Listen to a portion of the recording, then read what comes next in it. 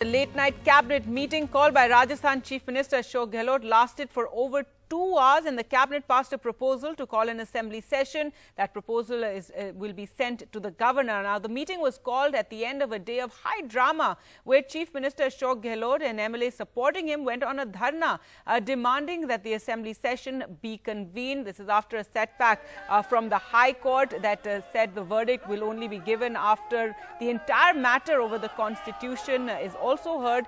And the governor wrote to the Chief Minister saying neither justification nor any agenda has been proposed to call the session on such a short notice. He also spoke of an explanation being sought on how to convene the session amidst the coronavirus pandemic. The Chief Minister had also submitted a list of 102 MLAs to the governor. Well, let's go across to Harsha for all the very latest. So, Harsha, this late-night cabinet meeting and a proposal to call the assembly session was passed. What happens now? It'll be sent to the governor, and then hopefully they're hoping that this assembly session can take place on Monday. Yes, well, exactly. They're aiming for Monday, in fact, and that's the reason why they have been repeatedly requesting the governor. But for some reason or the other, he's not been agreeing. Now, yesterday, they left the governor house because he gave them an assurance that you give me a proper reply and I will call the assembly session. But now, whether he will or not remains to be seen, because it does look like there is going to be some kind of a standoff between the governor and the Chief Minister. Remember, he also talked about, the governor in his reply also talked about, if you cannot provide me security, then who can? Can you answer those points also?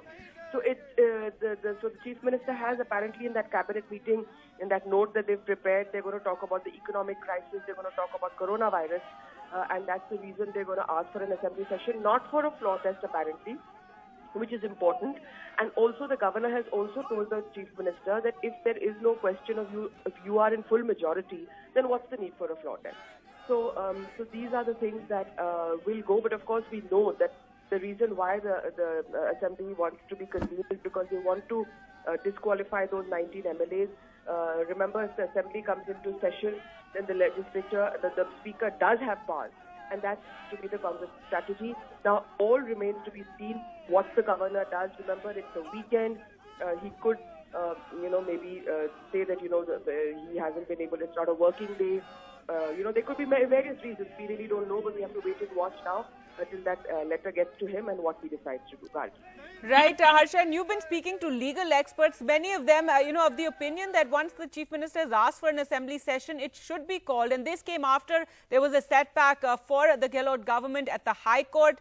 There was also speculation that they may go to the Supreme Court again over that entire issue. The fact that the High Court has now said the entire matter is going to be heard, the disqualification as well as the constitutional issues raised by Sachin and his camp.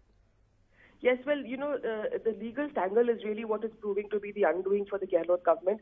But otherwise, on normal circumstances, we were talking to even the ministers yesterday, and they said, in normal circumstances, we just send a letter requesting a assembly session, and it's usually granted. It's completely the Chief Minister's prerogative to call an assembly session.